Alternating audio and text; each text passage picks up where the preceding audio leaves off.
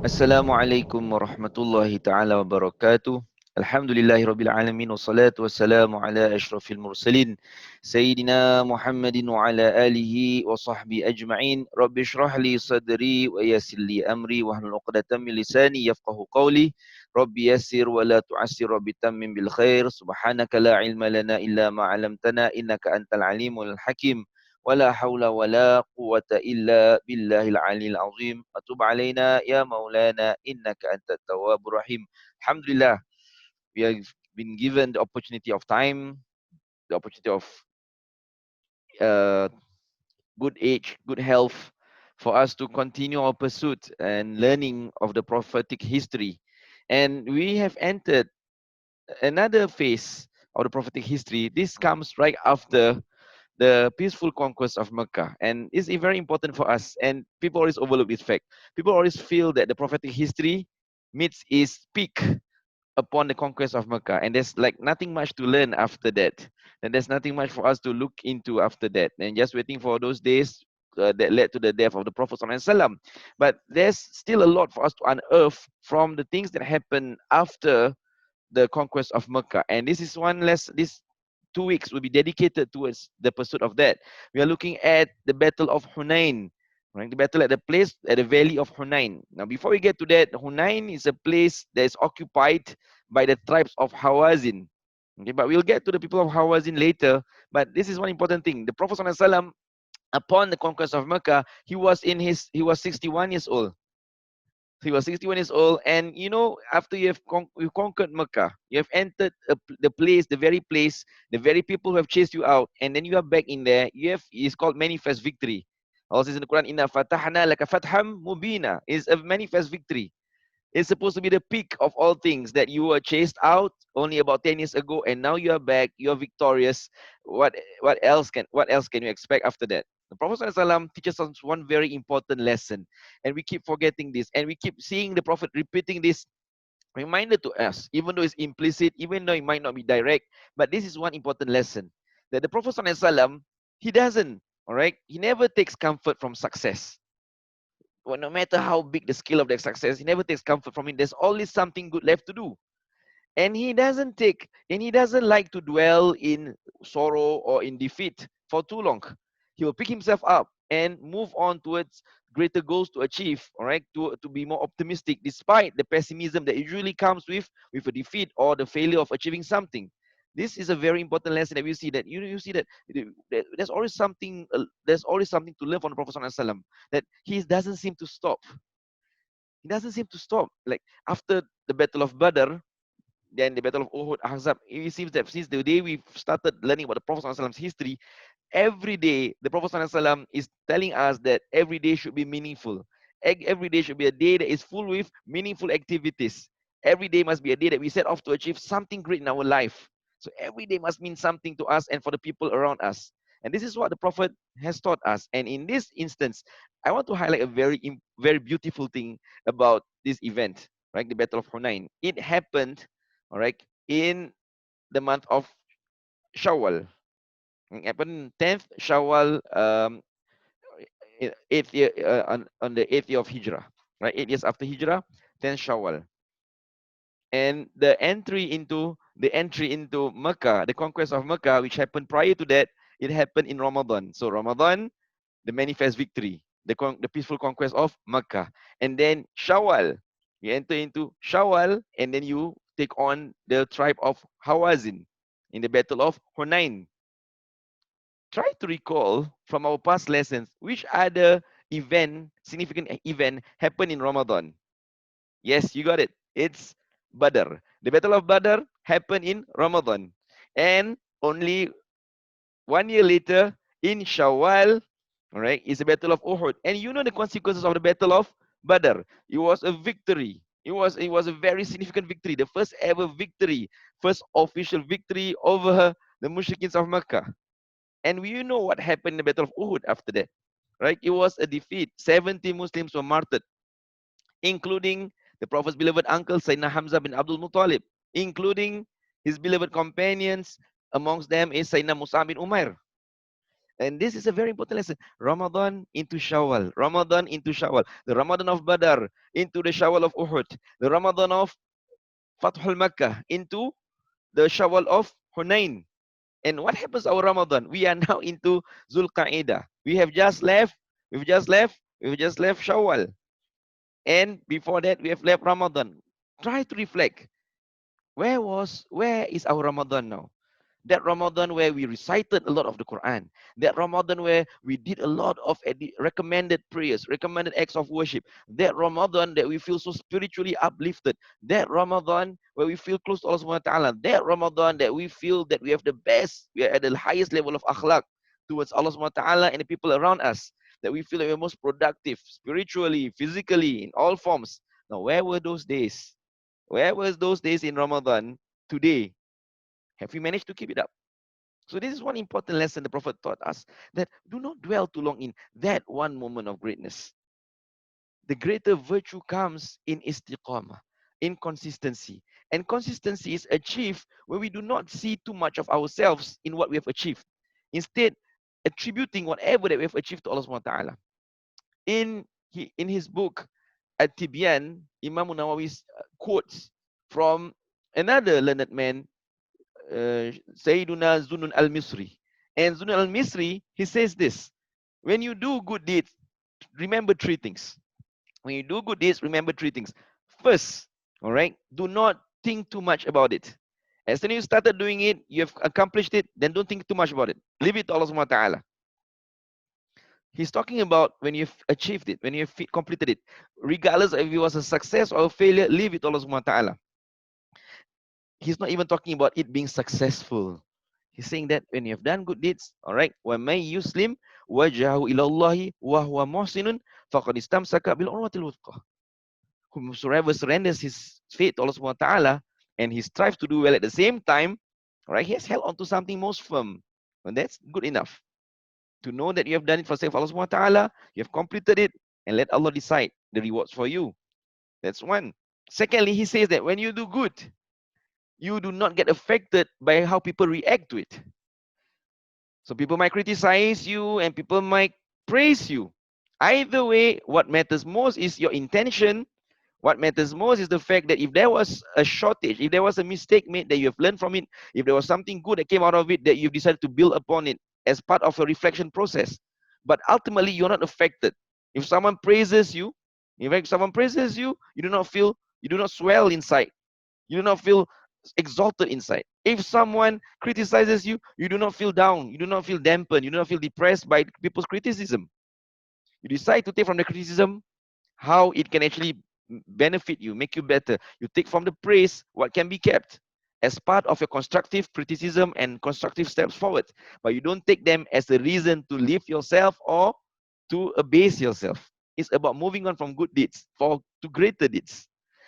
The third important thing is that whatever we do, says Sayyidina Zunun al-Misri, whatever good that we do, always intend its reward for the hereafter. It means that whatever rewards, if I don't get it in this world, I hope to get it in the hereafter, and that's most important. Right? Do not get what we want in this world, right? And it comes at the expense of our hereafter. So if you get something in this world, does that mean it's bad? No. It just means that it is a bonus for you. It's something additional for you. Alhamdulillah. But the ultimate aim is still the hereafter. So if you put your view, if you put your mission for the hereafter, you tend to have longevity, because you know that the hereafter is eternal. So you're going to work towards that, towards getting eternal rewards. You do not get affected by the successes of this world. All right. For as long as you intend it for the hereafter, then that's the way forward. So this is what Rasulullah left us, and the companions left us, and also the learned people from amongst us. They teach us these important things. So this is one lesson today that we take. Now the second important lesson. Now the people of Hawazin. Now they have allies. And one of the allies are the people of Thaqif. You're going to ask yourself, who are the people of Saqif? Doesn't ring a bell? Okay, let me tell you where they come from. The people of Saqif, or the people of Saqif, they come from a place called Ta'if. Aha. Rings a bell? People of Ta'if. Right? The people of Thaqif, the tribe of Thaqif, they stay in a place called Ta'if. Remember Ta'if? Not too long back, 10 years back, about 10 years back, after the Prophet ﷺ lost his uncle, Abu Talib, lost his beloved wife, Sayyidatina Khadijah, left, and when they died, all right, he wanted to seek refuge. He wanted to get more support. He went to this place called Ta'if. And you know the rest of the story. He was pelted with stones. He was chased, and the children were unleashed onto him, and he bled to his feet. This was the story about the Prophet 10 years ago. And he sought for Allah's he sought for Allah's strength. He asked for Allah to keep on giving him strength, to guide him continuously. And he refused for the angels to punish the people of Ta'if, for hope for the people of Ta'if to eventually, all right, get hidayah. If not them, their children. We know that story. Now, what we do not know is that 10 years later, the Prophet is back to spread goodness to them. So the Prophet does a follow-up. And this is another important lesson. How many times in our life, that we always make this mistake? When we do something good towards other people, towards a community for that matter, we always take so much credit for the good that we have done that we forget to follow up on that. Right? We just do one good deed. Okay, the deed is done. We are happy, and there's no follow up. Okay. For example, we teach someone how to perform salat. For example, this person started performing salat, but we forget that there are other aspects of this relationship, this person that you should work upon. Silaturahim, right? You establish ties of kinship with this person. You start to follow up on other aspects. There are other forms of goodness that we can work out with this person. It's not just one off. I touch ground. This person learns the salat, and that's it. Right? Then we lose the greater meaning of our relationship with people around us. And worse still, if we call upon goodness to other people and they don't accept it, it becomes very comforting for us, whereby we actually decide, right? We actually decide that, okay, since that they have gotten goodness, since they decide not to accept our goodness, we just leave them. It's their fault.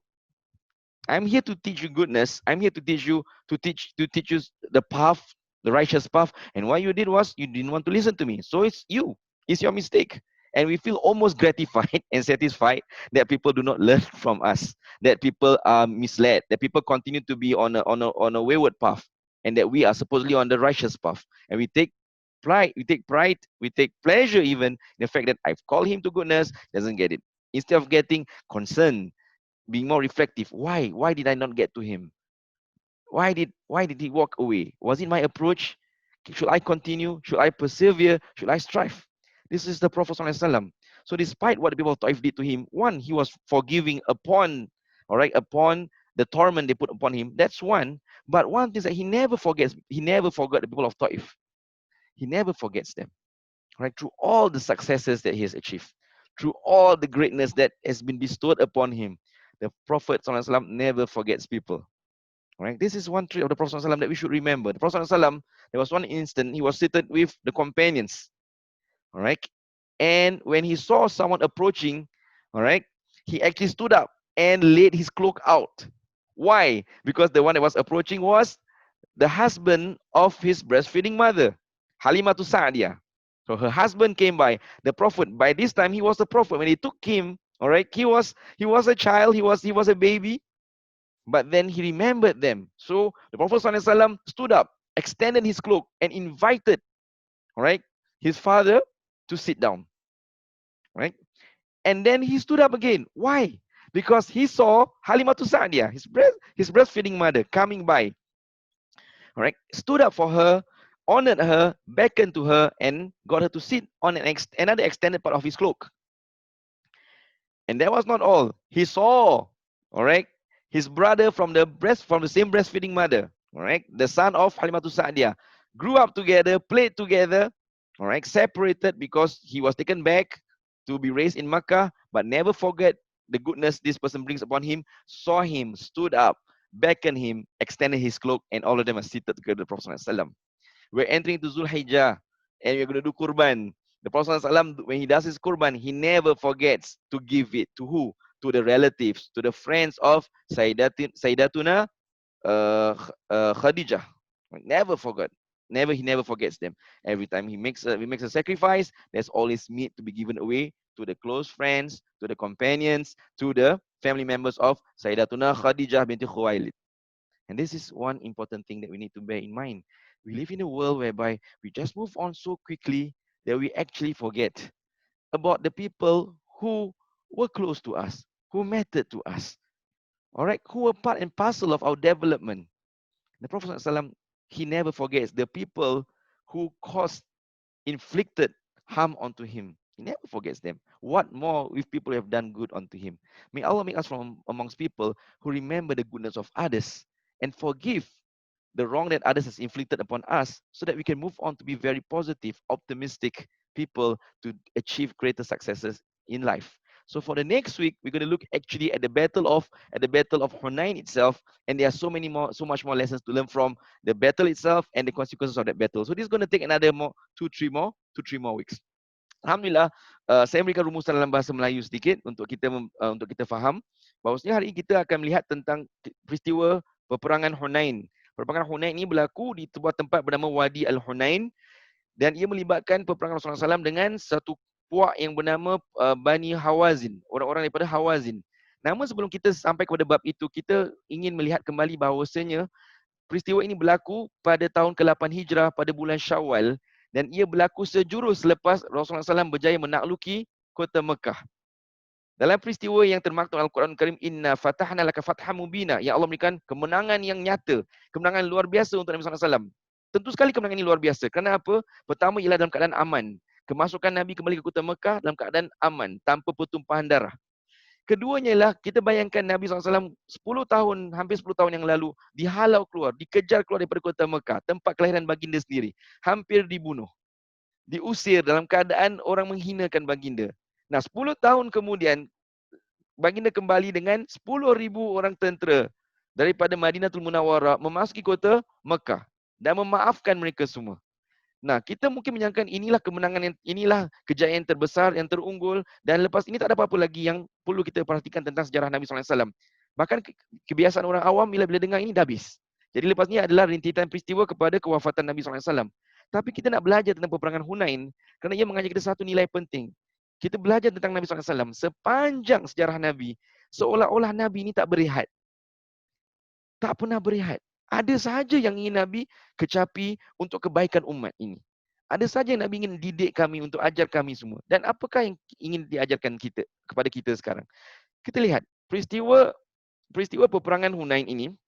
Peristiwa peperangan Hunain ini berlaku ianya itu pada ketika Nabi SAW berlaku pada bulan Syawal, sejurus selepas Ramadan. Peristiwa lain yang berlaku selepasnya ialah yang kita boleh ingat kembali, peperangan Badar. Peperangan Badar berlaku pada bulan Ramadan. Dan kemudian peperangan Uhud setahun kemudian pada bulan Syawal.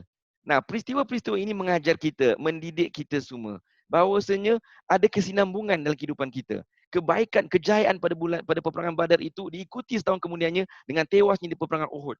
Nabi ingin bermuhasabah, mengajak kita bermuhasabah. Lepas satu kejayaan itu, jangan mudah untuk rasa gembira sangat, tapi bersiap sedia untuk perjuangan seterusnya, untuk kebaikan seterusnya. Begitu juga sekarang. Kita ni berlalu, bulan Ramadan telah berlalu. Sekarang dah Zulkaidah, dah meninggalkan Syawal. Mana Ramadan kita yang berlalu?